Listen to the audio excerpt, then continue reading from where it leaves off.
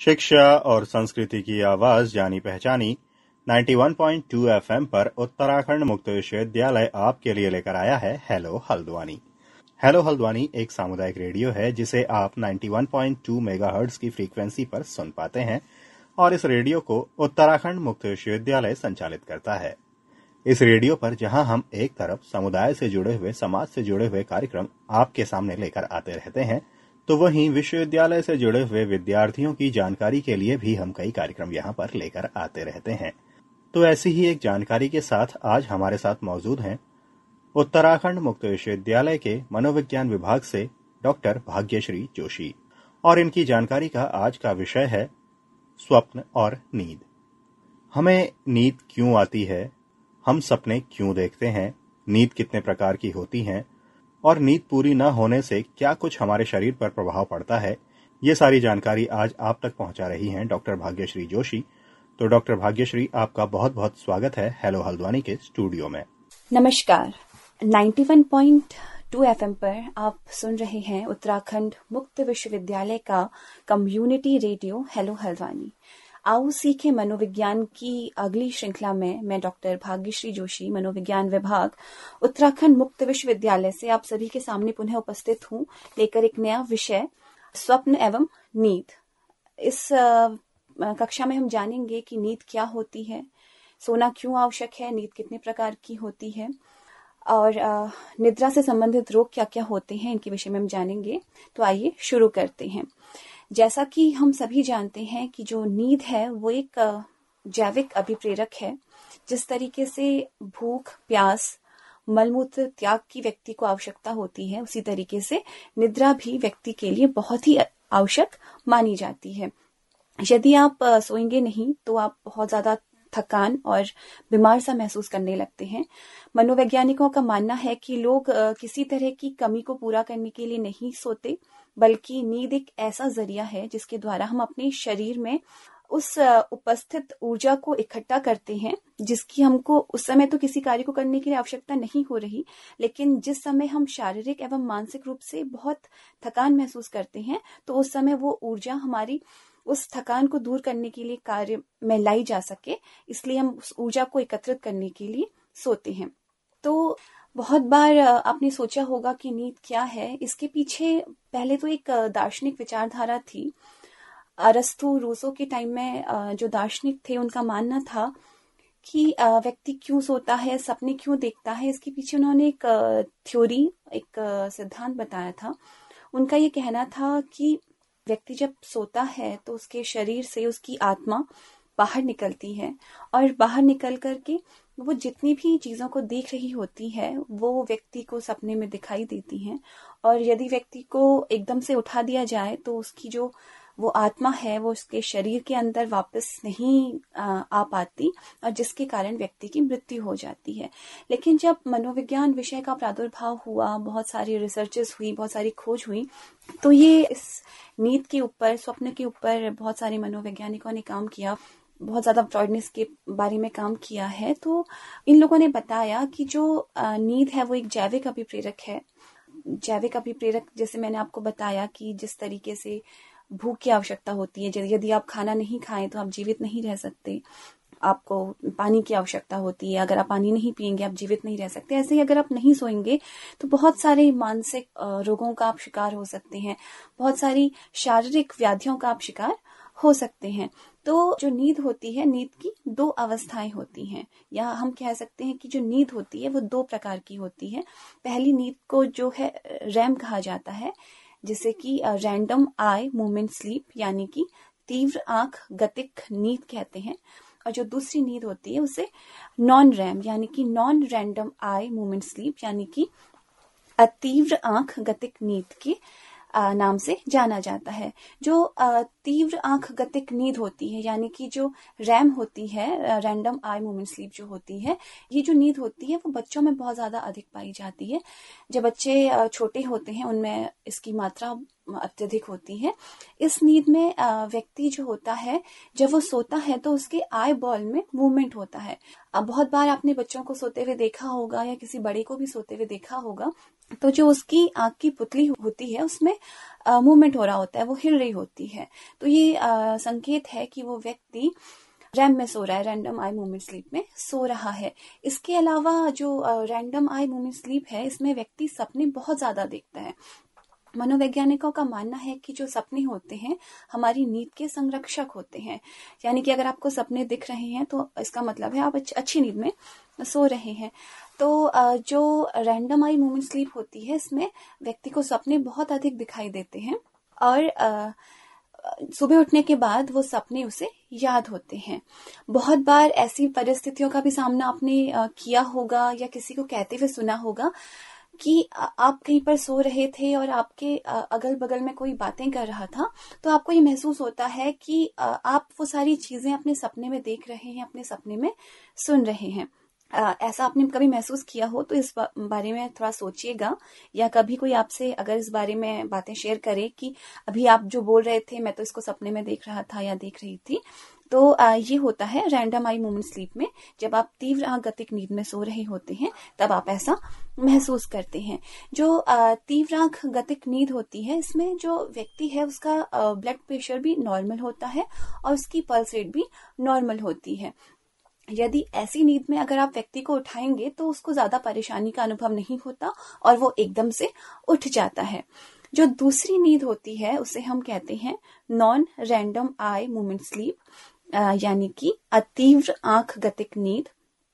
जो ये नींद होती है, इसमें जो व्यक्ति है वो बहुत गहरी नींद में सोता है। इस नींद में जो व्यक्ति है उसे सपने बहुत कम या ना के बराबर दिखाई देते हैं। यदि दिखाई देते भी हैं तो उसे वो सपने याद नहीं रहते। बहुत बार आपने ये महसूस किया होगा कि जब आप सुबह उठते हैं तो आपको ये महसूस होता है कि हमने कोई सपना देखा तो था, लेकिन हमें वो याद नहीं आ रहा कि हमने वो सपना क्या देखा था। बहुत बार सोचने के बाद उसका थोड़ा सा कुछ अंश हमको याद आ जाता है, लेकिन अधिकतर हमें वो सपने याद नहीं आते। जो उम्र बढ़ने के साथ साथ जैसे हमने देखा था कि बचपन में जो नींद होती है वो रैम वाली होती है और युवा अवस्था के आसपास जो व्यक्ति है वो नॉन रैम में अधिकतर ज्यादा सोता है। इस नींद की अगर विशेषताओं की बात की जाए तो इसमें क्या होता है, हमारी आई बॉल में कोई मूवमेंट नहीं होता, क्योंकि पहली वाली नींद में हो रहा था, इसमें कोई नहीं होता। ये बहुत गहरी नींद होती है और इसमें जो हमारा ब्लड प्रेशर है वो भी बहुत लो हो जाता है और हमारा जो पल्स रेट है वो भी बहुत लो हो जाता है। अब यहाँ पर थ्योरी वो वाली जो मैंने भी बात करी थी आपसे कि जो दार्शनिकों का मानना था कि व्यक्ति की जो आत्मा है वो शरीर से बाहर निकलती है और अपने वातावरण में जो कुछ भी देख रही होती है वो उसे सपने में दिखाई देता है।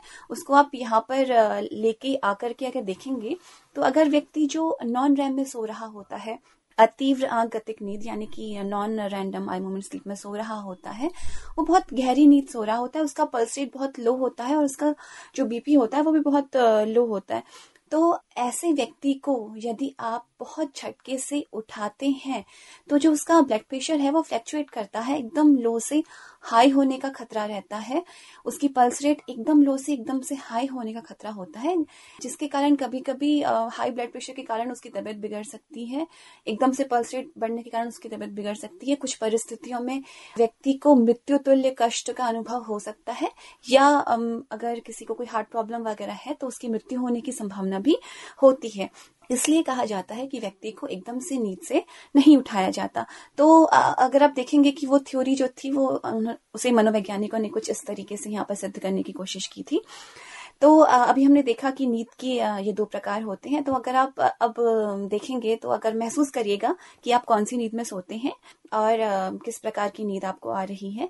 अब हम बात करेंगे नींद की अवस्थाओं की। तो जो नींद की पहली अवस्था होती है, ये वह अवस्था होती है जब व्यक्ति सोने के लिए बिस्तर में जाता है। वह उस समय तनाव रहित और आराम की अवस्था महसूस कर रहा होता है और निद्रा की इस अवस्था में जो व्यक्ति के मस्तिष्क में तरंगे बनती हैं उन्हें अल्फा वेव्स कहा जाता है, अल्फा तरंगे कहा जाता है, जो प्रति सेकंड 8 से 12 चक्र की गति से चलती हैं। और इसके बाद जो व्यक्ति है उसको हल्की हल्की नींद आना शुरू हो जाता है।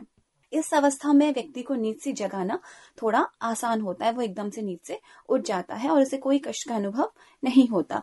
जो दूसरी अवस्था होती है, इस अवस्था में जो अल्फा तरंगे होती हैं वो थोड़ा तीव्र गति से चक्कर लगा रही होती हैं, यानी कि 14 से 16 चक्र प्रति सेकंड की गति से वो चल रही होती हैं। इसके बाद जो तीसरी अवस्था आती है, इस अवस्था में व्यक्ति के मस्तिष्क में जो तरंगे बनती हैं वो तरंगे होती हैं डेल्टा तरंगे। और जो ये अवस्था होती है इसमें जो वेव्स हैं, जो तरंगे हैं, वो 1 से 2 चक्र ही लेती है 1 सेकंड में। तो इस अवस्था में व्यक्ति को नींद से जगाना थोड़ा सा कठिन हो जाता है। जो चौथी अवस्था होती है ये थोड़ी गहरी नींद की अवस्था होती है। आप मान लीजिए कि जो पहली अवस्था थी, तीसरी अवस्था थी, उससे भी थोड़ी गहरी अवस्था होती है।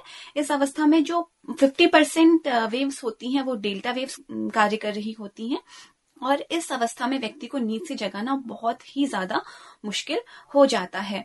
इसके बाद जो 5वीं अवस्था आती है, आपने देखा जो पहली 4 अवस्थाएं थी इसमें व्यक्ति अतीव्र आंख गतिक नींद में सो रहा होता है, और जो 5वीं अवस्था आती है ये तब आती है जब व्यक्ति 1 घंटा या उससे ज्यादा सो चुका होता है, और इसमें जो व्यक्ति है वो तीव्र आंख गतिक नींद की अवस्था में सो रहा होता है। तो आपने ये जाना कि जो नींद है वो क्या होती है, वो कितने प्रकार की होती है, और उसकी कितनी अवस्थाएं होती हैं, कितनी अवस्थाओं में व्यक्ति सोता है। इसके बाद हम बहुत ही संक्षिप्त तरीके से जानेंगे कि निद्रा रोग कौन कौन से होते हैं, इसके सिम्टम्स क्या क्या होते हैं। तो जो पहला निद्रा रोग है वो है अनिद्रा रोग। रात में नींद न आने के कारण जो व्यक्ति परेशानी अनुभव करता है उसे अनिद्रा कहा जाता है। इस रोग से बहुत से लोग परेशान रहते हैं। बहुत अधिक लोगों को आपने कहते हुए सुना होगा कि हमें रात को नींद नहीं आती, हमें बहुत समस्या होती है, हम रात भर बैठ के गुजारते हैं। अगर एक सर्वे की माने तो जो पुरुष होते हैं उनका 6% और महिलाओं का 14% इस रोग से जूझ रहा है। विशेषकर महिलाओं को थोड़ा मुश्किल से नींद आती है। इस रोग की विशेषता ये होती है कि इसमें आपको रात में नींद आना मुश्किल हो जाता है और आप बहुत असहाय महसूस करते हैं। आप कितना भी चाहें और आप सो नहीं पाते। जो दूसरा रोग है वो है नार्कोलेप्सी। जो ये निद्रा रोग है इसमें व्यक्ति का नींद में नियंत्रण नहीं रहता, वो कहीं पर भी किसी भी समय सो जाता है। आप उदाहरण के तौर पे मान सकते हैं कि अगर कोई आप लेक्चर सुन रहे हैं, उस लेक्चर को सुनते सुनते अगर आपको नींद आ गई तो वो नार्कोलेप्सी का उदाहरण बिल्कुल भी नहीं है। लेकिन अगर आपका जो प्रोफेसर है वो लेक्चर देते देते सो जाए, उसका नींद पर नियंत्रण ना रहे, तो वो है नार्कोलेप्सी का उदाहरण। तो इसमें व्यक्ति कभी भी किसी भी समय किसी भी जगह किसी भी परिस्थिति में सो जाता है, उसका अपनी नींद पर कोई नियंत्रण नहीं रहता। इसके अलावा जो अगला निद्रा रोग है वो है निद्रा भ्रमण। ये एक ऐसा रोग है जिसमें व्यक्ति अपने बिस्तर से उठकर खुली हुई आंखों के साथ इधर उधर टहलने लगता है। उसके व्यवहार को देखने से ऐसा लगता है कि वो कुछ ढूंढने का प्रयास कर रहा है, कुछ खोजने का प्रयास कर रहा है, और उसके बाद आपको लगेगा कि वो उठा हुआ है, लेकिन वो उठा हुआ नहीं होता, वो खुली आंखों के साथ घूम रहा होता है। इसे निद्रा भ्रमण की बीमारी कहते हैं। और ये जो बीमारी है वो अतीव्र आंख गतिक नींद यानी कि non random eye movement sleep में गड़बड़ी के कारण से उत्पन्न होती है। इसके अलावा जो अगला निद्रा रोग है वो है रात्रि संत्रास। इसमें जो व्यक्ति है वो अचानक नींद से उठकर डर करके घबरा करके उठ जाता है और बिल्कुल पसीना पसीना अनुभव होने लगता है उसको, और वो बहुत घबराया हुआ होता है, उसका दिल बहुत जोरों से धड़क रहा होता है। अधिकतर ये समस्या बच्चों में बहुत ज्यादा पाई जाती है। तो ये कुछ निद्रा रोग थे जिनका सामना हमें तब करना पड़ता है जब हमें सही से नींद नहीं आ पाती, हम अपनी नींद पूरी नहीं कर पाते। इसीलिए माना जाता है कि अन्य जैविक अभिप्रेरकों की तरह एक नींद भी एक बहुत महत्वपूर्ण जैविक अभिप्रेरक है, जिसकी कमी होने के कारण आप बहुत सारे मानसिक परेशानियों से और शारीरिक परेशानियों से जूझते हैं। तो आपका ये इकाई यहीं पर समाप्त होती है। आज आपने जाना कि निद्रा क्या है, हम क्यों सोते हैं और निद्रा कितने प्रकार की होती है, निद्रा रोग कौन कौन से होते हैं। तो जल्द ही हम अगले विषय के साथ अगली कक्षा में मिलते हैं। तब तक के लिए नमस्कार।